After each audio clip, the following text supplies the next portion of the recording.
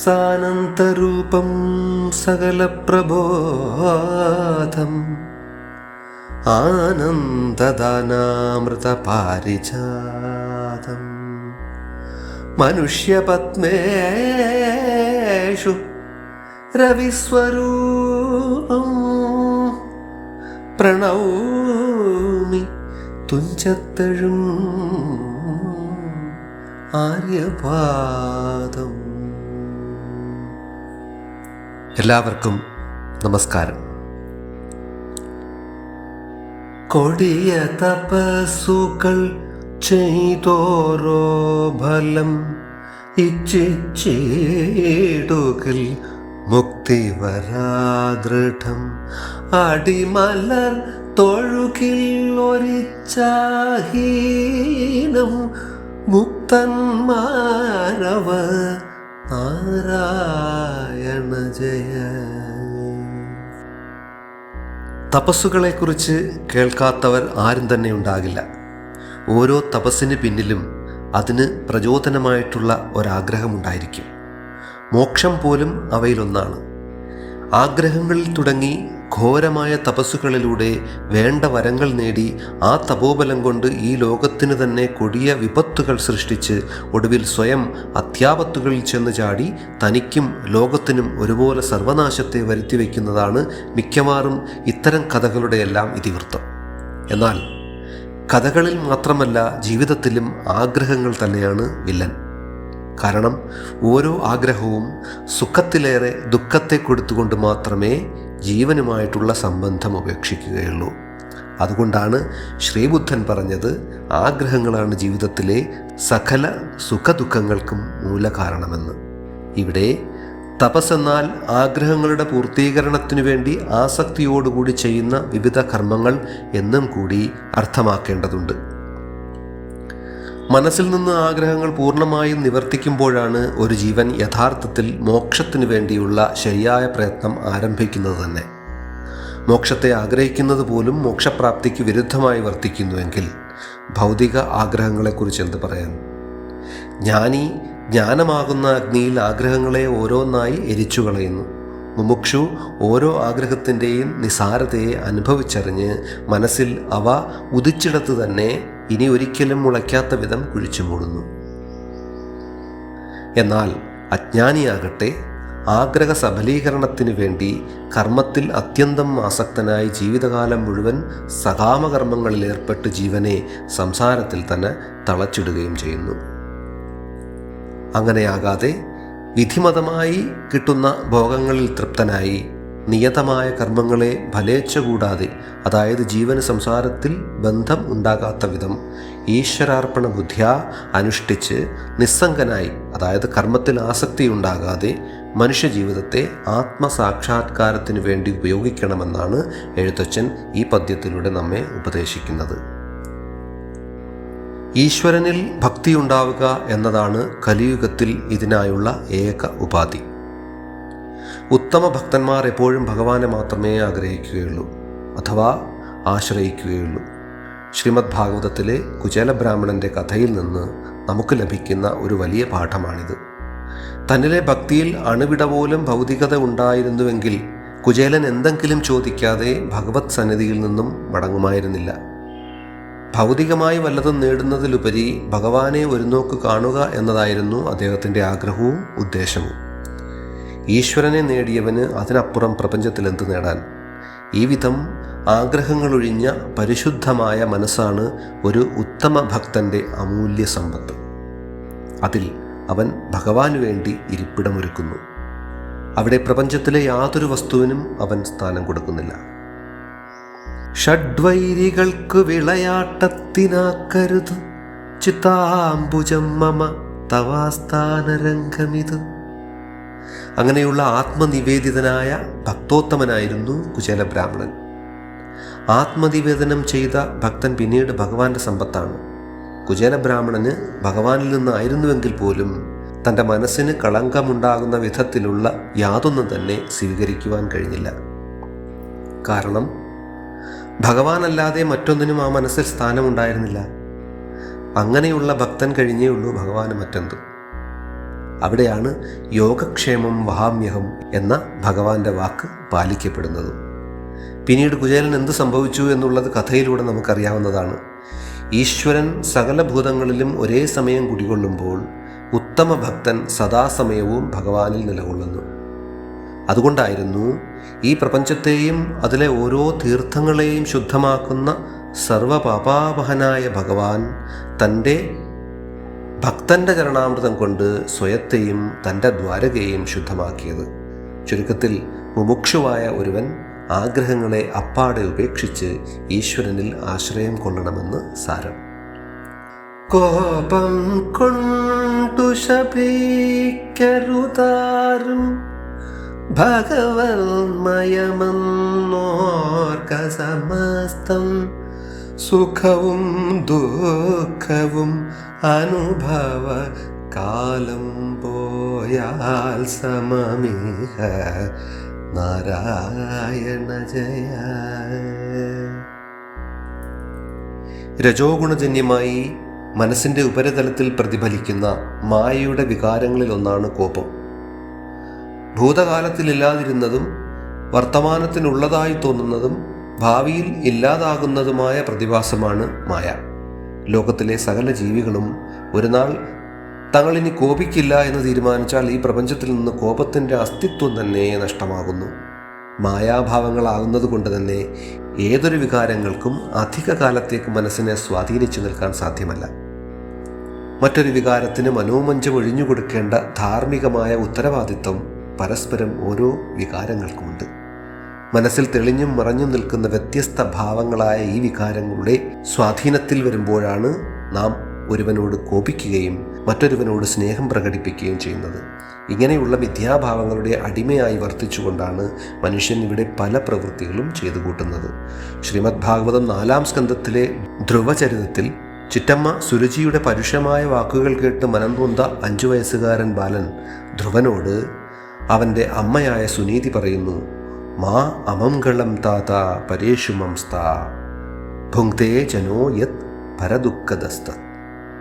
മകനെ, യാതൊരു സാഹചര്യത്തിലും നാം അന്യൻ്റെ അമംഗളത്തെ, അതായത് ദുഃഖത്തെ ആഗ്രഹിക്കുവാൻ പാടുള്ളതല്ല.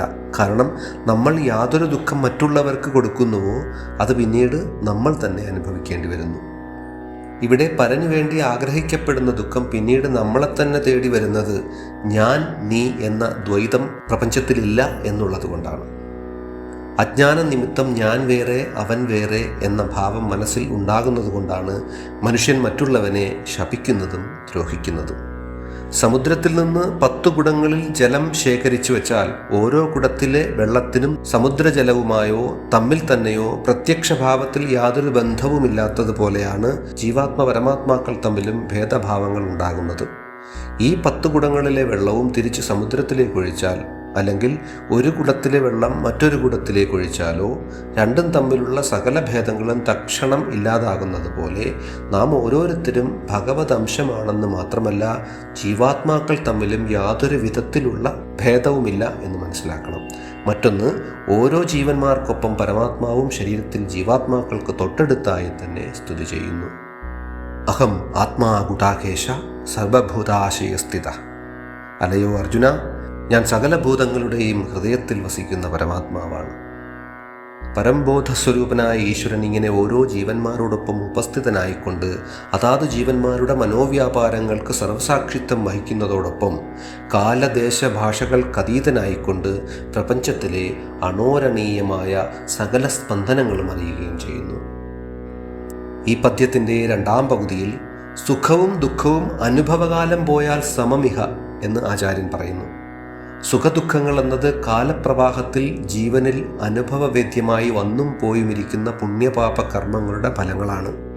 പക്ഷേ രണ്ടും അതിൻ്റെ അനുഭവകാലത്തിൽ മാത്രമാണ് ജീവനെ സ്വാധീനിക്കുന്നത് എന്ന് മനസ്സിലാക്കണം. ഇവയുടെ അനുഭവകാലം കഴിഞ്ഞാൽ സുഖമായാലും ദുഃഖമായാലും പിന്നീട് ജീവനെ അത് യഥാർത്ഥത്തിൽ ബാധിക്കുന്നില്ല. മാണ്ഡൂക്യോപനിഷത്തിൻ്റെ വ്യാഖ്യാനത്തിൽ എവിടെയോ ഒരു താരതമ്യ പഠനത്തെക്കുറിച്ച് വായിച്ചതോർക്കുന്നു. ഒരു രാജാവ് എല്ലാ ദിവസവും 12 മണിക്കൂർ സമയം സ്വപ്നം കാണുന്നു താനൊരു ഭിക്ഷക്കാരനാണെന്ന്. അതുപോലെ തന്നെ ഒരു ഭിക്ഷക്കാരൻ എല്ലാ ദിവസവും 12 മണിക്കൂർ നേരം സ്വപ്നം കാണുകയാണ് താൻ ഒരു രാജാവാണെന്ന്. അങ്ങനെയാണെങ്കിൽ എന്താണ് അവർ തമ്മിലുള്ള വ്യത്യാസം? ആരാണ് രാജാവ്, ആരാണ് ഭിക്ഷക്കാരൻ? ഇവിടെ രണ്ടുപേരും അനുഭവിക്കുന്ന സുഖദുഃഖങ്ങളുടെ കാലയളവും തീവ്രതയും ഒന്ന് തന്നെ ആയതുകൊണ്ട് യഥാർത്ഥത്തിൽ രണ്ടുപേരും തമ്മിൽ യാതൊരു വ്യത്യാസവുമില്ല എന്നുള്ളതാണ് സത്യം. ഒരാൾ രാജാവായിരിക്കുന്ന അത്രയും സമയം മറ്റേയാൾ ഭിക്ഷക്കാരനായിരിക്കുന്നു. അങ്ങനെ തന്നെ മറിച്ചും. ഇനി ജാഗ്രത അവസ്ഥയിലെ രാജാവാണ് യഥാർത്ഥ രാജാവെന്ന് പറഞ്ഞാൽ അത് നിഷ്പക്ഷമായ അഭിപ്രായമാണെന്ന് പറയാൻ പ്രയാസമാണ്. കാരണം സ്വപ്നത്തിലായാലും ജാഗ്രതത്തിലായാലും രണ്ടു ജീവന്മാരും മനസാന്നിധ്യത്തിലൂടെ ജീവിതത്തിലെ സുഖദുഃഖങ്ങളെ അനുഭവിക്കുകയാണ്. ജീവൻ സ്വപ്നം കഴിഞ്ഞ് തുരീയ അവസ്ഥയിലെത്തുന്നതുവരെ ശരീരം നിശ്ചലമാണെങ്കിൽ പോലും മനസ്സ് ഉണർന്ന് പ്രവർത്തിക്കുന്നു. മനസ്സാണ് ജീവനെ വിഷയങ്ങളുമായി കൂട്ടിച്ചേർക്കുന്ന ഇടനിലക്കാരൻ. സ്വപ്നം കണ്ട് വിയർക്കുന്നതും ചിരിക്കുന്നതും കരയുന്നതും രുചിക്കുന്നതും എഴുന്നേറ്റ് നടക്കുന്നതും എല്ലാം ജീവൻ്റെ അനുഭവത്തിലുള്ള വസ്തുതകൾ തന്നെയാണ്. ഇവിടെ ഓരോ ദിവസത്തിൻ്റെയും നേർപകുതികളിൽ ഇരുവരും അനുഭവിക്കുന്ന ഒരേ സുഖദുഃഖങ്ങൾ അനുഭവകാലത്തിൽ മാത്രമേ ഇവരെ ബാധിക്കുന്നുള്ളൂ. ഈ ദൃഷ്ടാന്തത്തിലൂടെ സുഖദുഃഖങ്ങൾ അനുഭവകാലം കഴിഞ്ഞാൽ തുല്യങ്ങളാണെന്ന് വ്യക്തം.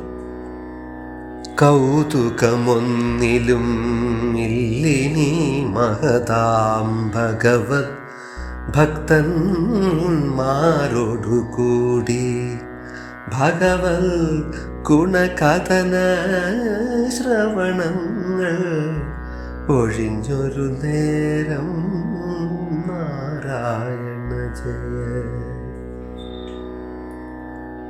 ഇനിയുള്ള രണ്ട് പദ്യങ്ങളിലൂടെ തുഞ്ചത്താചാര്യൻ തൻ്റെ ദൃഢനിശ്ചയം നമ്മളെ അറിയിക്കുകയാണ്.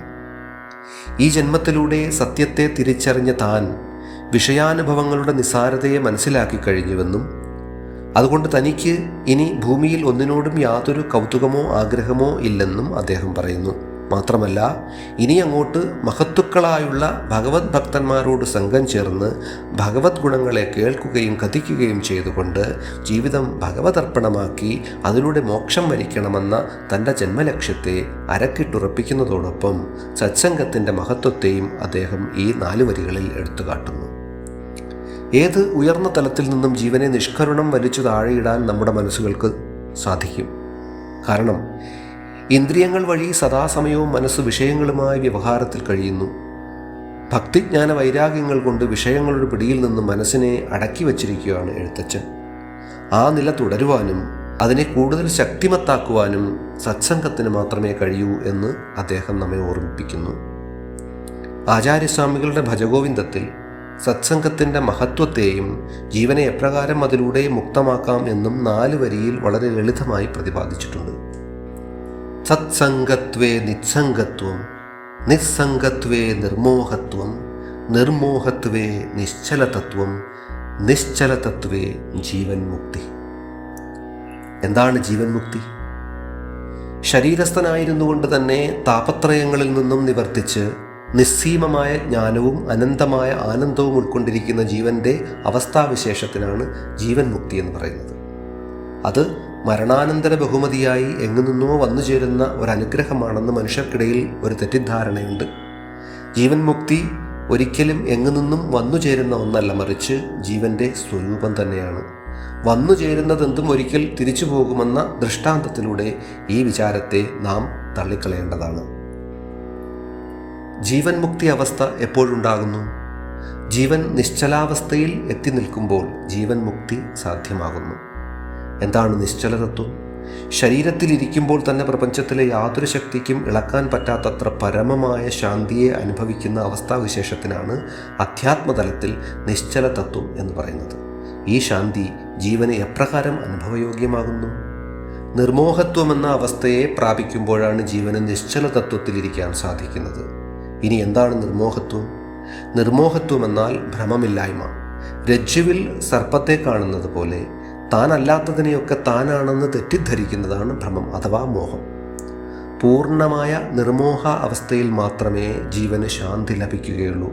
മോഹമില്ലായ്മ നിസ്സംഗത്വത്തിൽ നിന്നും ഉണ്ടാകുന്നു. വിഷയങ്ങളോട് രാഗമില്ലാഞ്ഞാൽ അത് നിസ്സംഗത്വമായി. രാഗവും ദ്വേഷവും മനസ്സിൻ്റെ വ്യാപാരങ്ങളായതിനാൽ സമചിത്തതയിലൂടെ അവയെ മനസ്സിൽ നിന്നകറ്റുവാൻ സാധിക്കുന്നു. സമചിത്തത ആർജിക്കുവാനുള്ള ഉത്തമോപാധിയാണ് സത്സംഗം. ഒരു മരം ചെടിയായിരിക്കുന്ന അവസ്ഥയിൽ അതിന് വെള്ളവും വളവും നൽകേണ്ടത് ആവശ്യമാണ്. മാത്രമല്ല മറ്റു ശക്തികളാൽ നശിപ്പിക്കപ്പെടാതിരിക്കുവാൻ അതിനു ചുറ്റും വേലി കെട്ടി സംരക്ഷിക്കേണ്ടതുമുണ്ട്.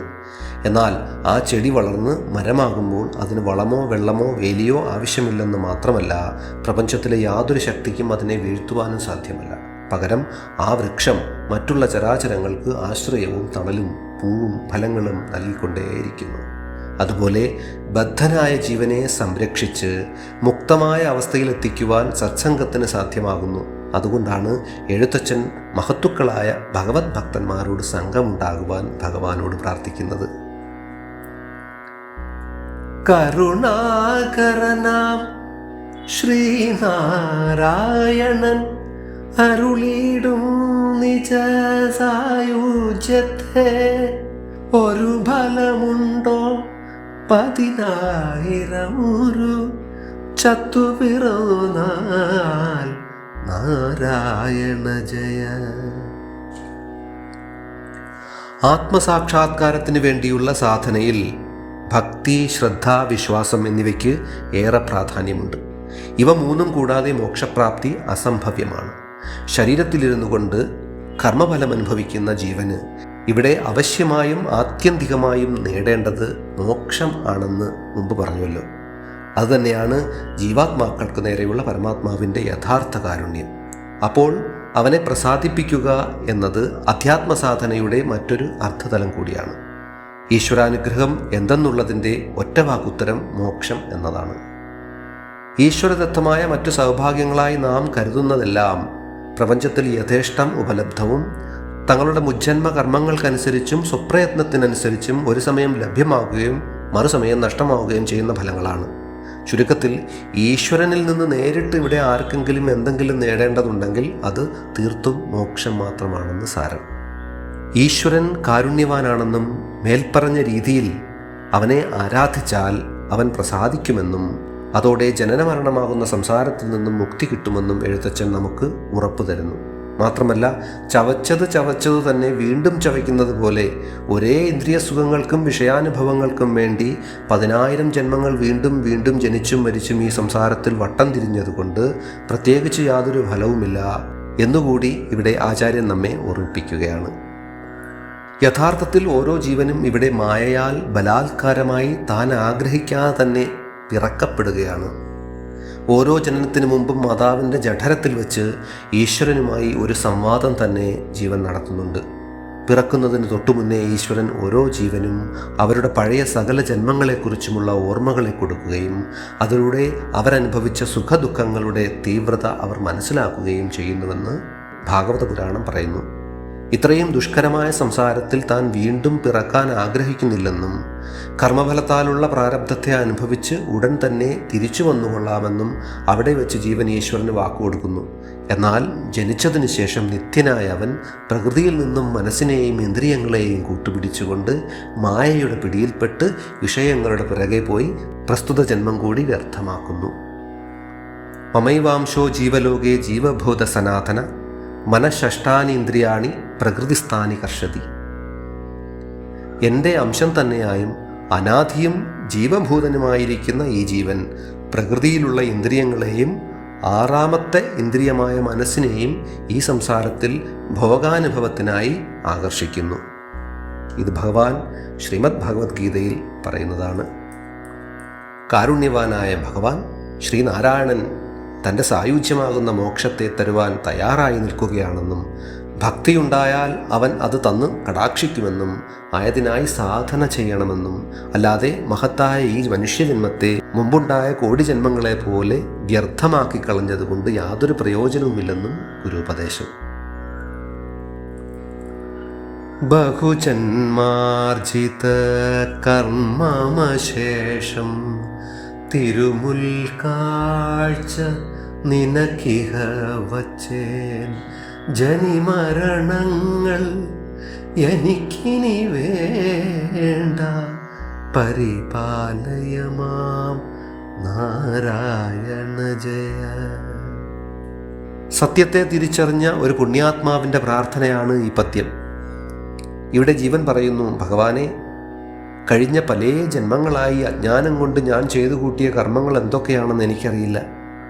പക്ഷെ അവയെന്തായാലും ഞാനിതാ അവിടുത്തെ പാതാരവിന്ദങ്ങളിൽ അർപ്പിക്കുകയാണ്. കർമ്മം മൂലമാണ് ജന്മമുണ്ടാകുന്നതെന്ന് ഞാൻ അറിഞ്ഞു കഴിഞ്ഞു. ജനിമരണങ്ങൾ മായയുടെ പ്രഹസനങ്ങളാണെന്നും ഒരേ ഞാൻ തന്നെയാണ് ഇവിടെ പലതായി വന്നു പോകുന്നതെന്നും എൻ്റേതെന്ന് ഞാൻ തെറ്റിദ്ധരിച്ചിരിക്കുന്ന ഈ മനസ്സും ഇന്ദ്രിയങ്ങളും യഥാർത്ഥത്തിൽ മായയുടെ പരിചാരകരാണെന്നും അവൾ എന്നെ കോടി ജന്മങ്ങളായി കബളിപ്പിച്ചുകൊണ്ടിരിക്കുകയാണെന്നും ഇതിനകം ഞാൻ അറിഞ്ഞു കഴിഞ്ഞു. അവളുടെ വാക്കുകൾ കേട്ട് ജാഗ്രത അവസ്ഥയിൽ ഉടനീളം ഒപ്പം നിന്നുകൊണ്ട് എന്നെ വിഷയങ്ങളോട് ചേർത്ത് വെച്ചിട്ട് തുരീയ അവസ്ഥയിൽ മാർജാരപാദങ്ങളോടെ പറ്റിച്ചു കടന്നു പോകുന്ന ഈ മനസ്സിൻ്റെ പൊയ്മുഖം, അലയോ ഭഗവാനെ, ഞാൻ കണ്ടുപിടിച്ചു കഴിഞ്ഞിരിക്കുന്നു. ഇന്ദ്രിയങ്ങൾ വഴി പകലന്തിയോളം കറങ്ങിത്തിരിഞ്ഞ് എന്നെ വിഷയങ്ങൾക്ക് വശകതനാക്കി എന്നിൽ രാഗദ്വേഷങ്ങൾ ഉണ്ടാക്കുന്ന മനസ്സെന്ന ഈ മായാചാരൻ്റെ പ്രാഗൽഭ്യം ഞാൻ അറിഞ്ഞു കഴിഞ്ഞു. ശരീരം, കുടുംബം മുതലായ അനിത്യവസ്തുക്കളിൽ എനിക്ക് മമതയെ ഉണ്ടാക്കിത്തന്ന എൻ്റെ ശത്രുവിനെ ഞാൻ തിരിച്ചറിഞ്ഞു കഴിഞ്ഞിരിക്കുന്നു. എന്നിൽ ഞാനെന്ന ഭാവം തീർത്ത് എന്നെ അങ്ങയിൽ നിന്നും അതുപോലെ സകല ചരാചരങ്ങളിൽ നിന്നും അകറ്റി നിർത്തിയിരിക്കുന്ന ഈ മായാമോഹിനിയുടെ കുതന്ത്രം ഞാൻ തിരിച്ചറിഞ്ഞു കഴിഞ്ഞു.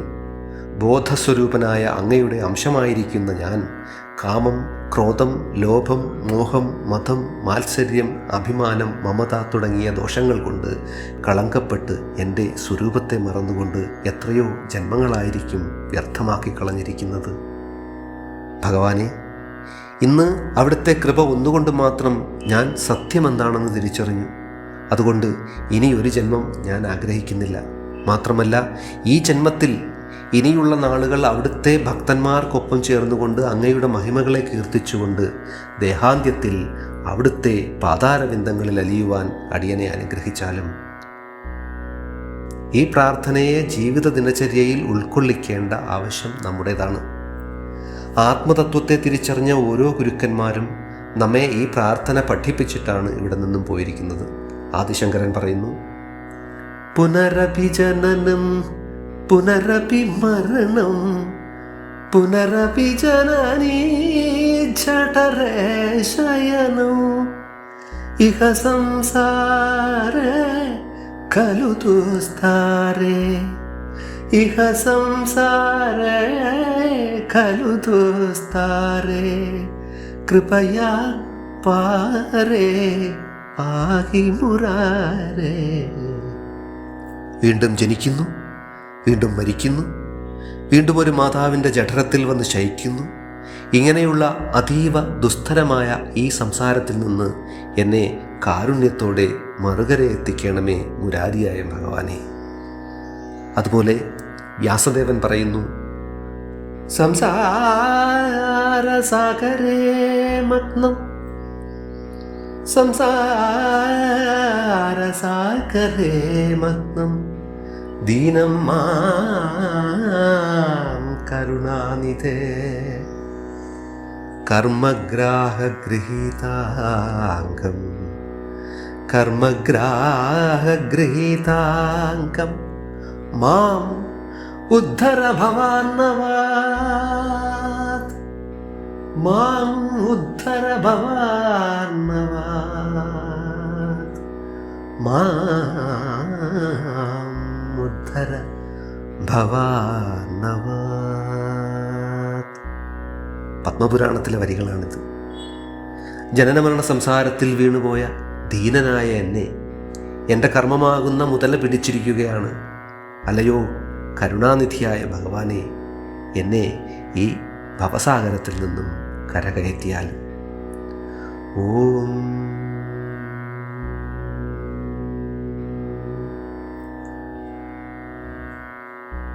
ശ്രീകൃഷ്ണാർപ്പണമസ്തു. കായേന വാചാ മനസേന്ദ്രിയർവാ ബുദ്ധ്യാത്മനാ വാ പ്രകൃതേ സ്വഭാവാത് കരോമി യദ്യത് സകലം പരസ്മൈ നാരായണായേതി സമർപ്പയാമി.